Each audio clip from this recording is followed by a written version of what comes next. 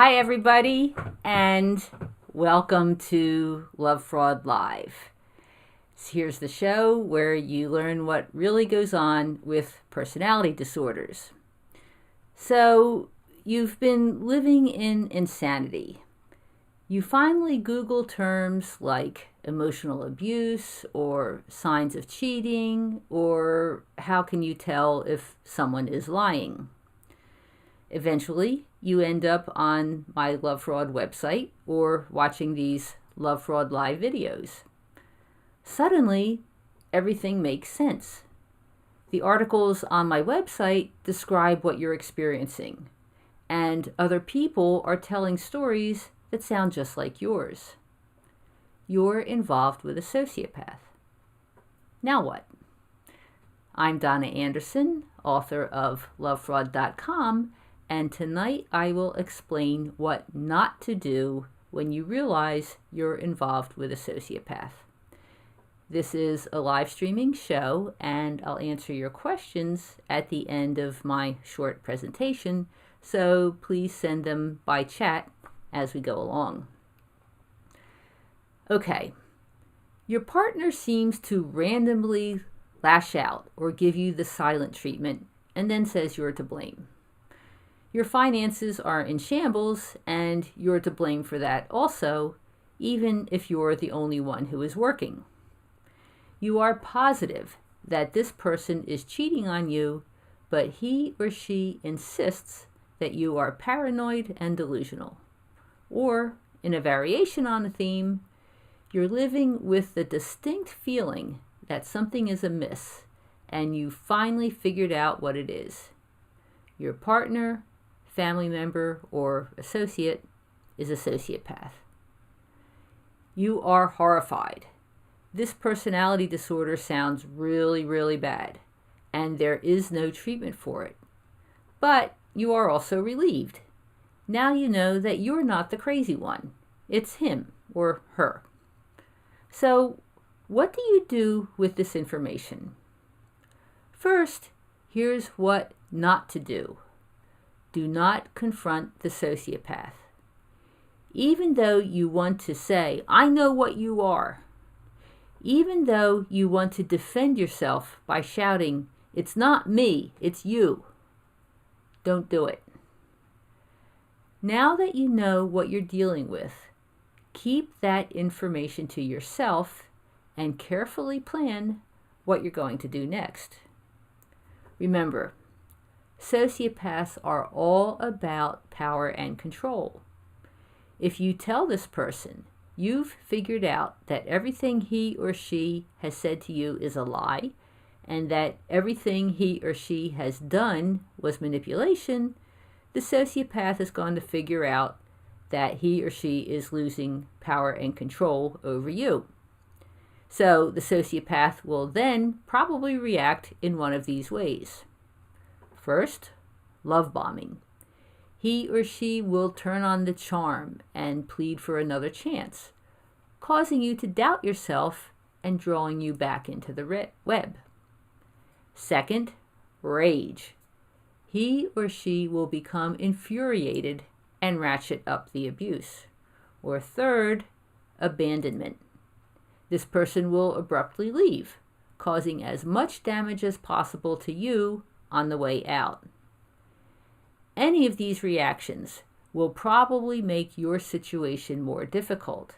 So even though you now know the truth, put on an act. Pretend that everything is the same while you evaluate the extent of the sociopath's deceit and exploitation. You need time to figure out how you are going to extricate yourself from this involvement to best protect your safety, health, finances, and reputation. Here's something else that you should not do. Do not confide in the sociopath's family. Keep in mind that this disorder is highly genetic, so it is quite possible that the sociopath's parents, siblings, or other relatives are also disordered. If so, they will side with the sociopath to help him or her keep control over you. Or the family may be clueless. Some family members, especially if they don't see the sociopath very often, may have absolutely no idea what he or she is really like. And if the sociopath starts playing the victim, they may buy the act and do everything they can to help the sociopath, not you. Or the family may have known all along that the sociopath was no good and wanted you to take the problem off their hands. They don't want to deal with this personality disordered individual again, so they may sabotage your efforts to escape. Here's something else. Do not relay your suspicions to any friends who are also friends of the sociopath.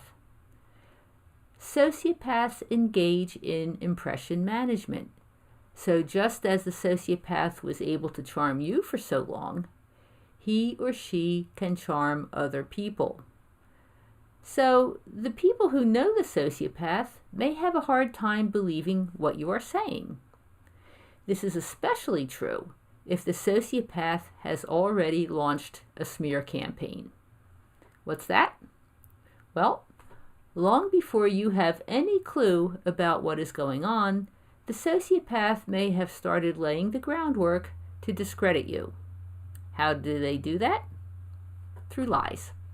He or she may have made up stories about your behavior or confided that you're mentally unstable. The sociopath may have subtly turned people against you. So if you start talking about what's really been going on in your life, they are already primed to disbelieve you. In fact, you should also be very careful about talking to your own friends about the situation. The sociopath may contact them behind your back and convincingly express concern about you. What the sociopath really wants is information. Your friends may fall for the scam. After all, you did. And they may tell the sociopath something that can jeopardize your plans. Keep in mind that most people simply don't understand what the words sociopath and psychopath mean. Most people think they are serial killers. So if you say you're involved with a sociopath and that person doesn't look like a killer, others may think that you're exaggerating. Even if you're bursting to confront the sociopath and you want to tell the world that he or she is a lying, manipulative exploiter, it's best to be very cautious about sharing this information. Keep quiet, at least in the beginning, until you know whom you can really trust. So, to summarize, do not confront the sociopath, saying that you know what's wrong with him or her. Do not go to the sociopath's family. Do not go to friends that you and the sociopath have in common. Now is the time to be the best actress or actor that you can be, to continue treating the sociopath exactly the same, even if that means you're still crying in front of them or yelling at him or her. Just keep it the same. But while you're acting, make a game plan so that you can escape permanently. Okay, so let's see what kind of questions we have today.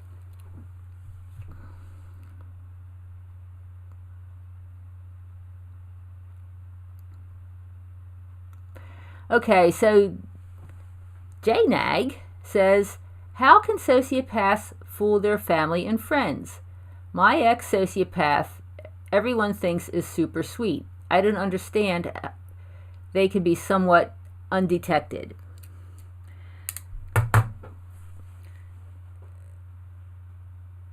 In the beginning, when you met this person, you didn't know what he or she was. And sociopaths are very good at, as I said, impression management. They are never authentic.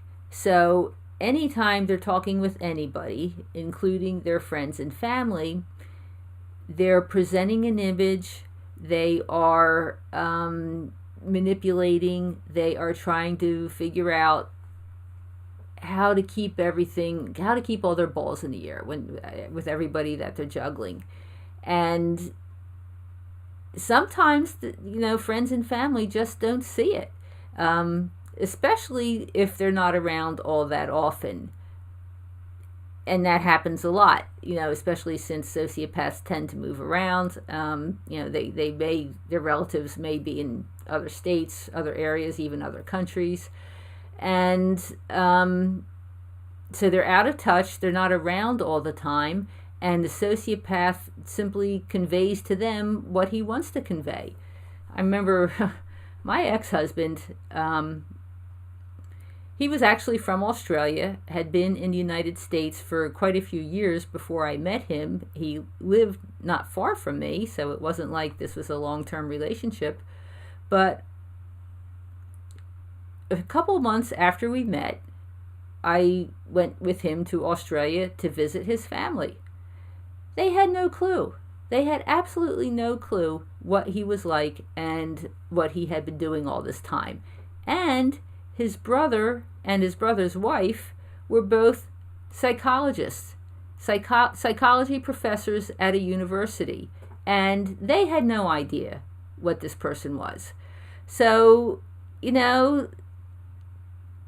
it's quite possible that they can maintain the charade as long as necessary and with as many people as necessary in order to keep the image going of what they want it is to present. And it can be really frustrating because the family may authentically not know what is going on. Okay.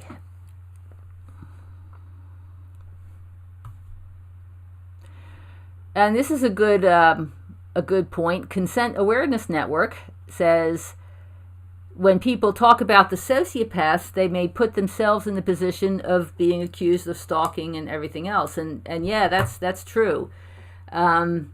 Remember, anything you say, either to or about a sociopath, can be used as ammunition. I mean, that's what they are. They're always looking for an angle. There's always looking for a way to take advantage of whatever it is that you may have said, to paint you in a bad light, to put forward their own narrative of what's going on.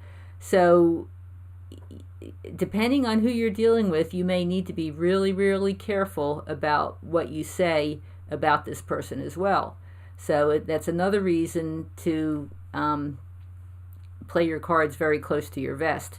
And of course, the other problem is that lots of people, even beyond the family members, but lots of people simply do not understand what a sociopath is, and they may have a hard time listening to what you're saying and not want to hear it and not be able to listen authentically in the way that you need. And it's just kind of human nature that a lot of people don't want to think that there are dangerous people out there in the world that can really cause problems for us.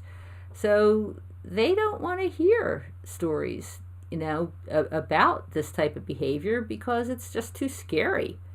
So you may find it, maybe it's a blessing, you may find it difficult for people to believe you,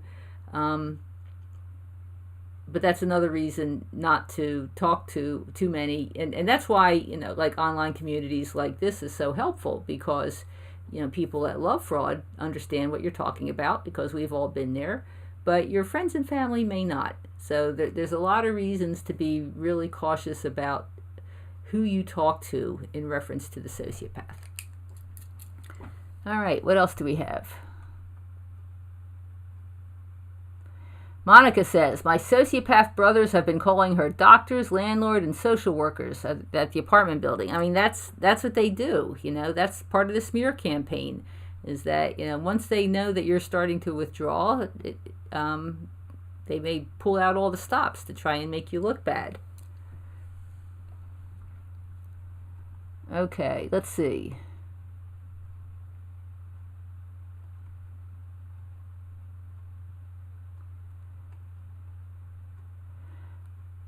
Sand Rescue says, I never believed in intuition, so I ignored the feeling that something was wrong and believed him that he was honest, trustworthy, empathetic person. Lied, deceived, groomed, and manipulated me. Yeah, we all have intuition, and usually our intuition warns us that something is terribly wrong with these people. And unfortunately, we're not taught to listen to our intuition.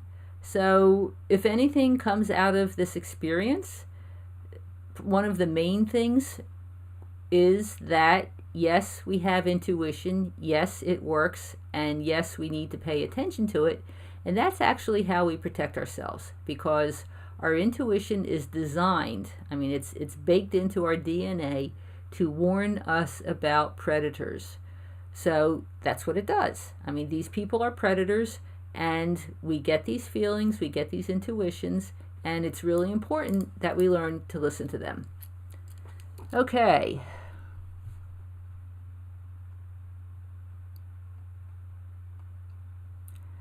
All right, so Sociopath Survivor says, do your ex-husband, psychologist, brother and his wife know what your ex-husband is now? Well, I sure hope so, because at one point, after my divorce, or during the battle, I can't remember when, I sent them all a letter, a package actually, with my divorce decree, which include the findings of fraud from my divorce case. And I said that, this James Montgomery is a sociopath, and if you don't know what that is, talk to his brother and sister-in-law who can explain what it is. And I sent that package to all his family members. I did hear later on that the family members weren't as forthcoming with financial assistance when he asked for it later on. But in all honesty, I don't know how they treated him after that. Okay. Sociopath Survivor says, my ex was finally exposed by a target years later. He's in a mental hospital now because he attempted suicide because the exposure was too much for him. Well, that's interesting. Probably he's running a scam in the mental hospital, because that's typically what happens. I've just been reading The Mask of Sanity, which is the classic book explaining psychopaths, the first book that actually talked about the disorder. And a lot of people who are psychopaths, sociopaths, what they would do is essentially arrange to get into mental hospitals, typically to avoid going to jail. And then once they get there, they start running another scam. So it's quite possible that he's not exactly upset about being in a mental hospital. All right.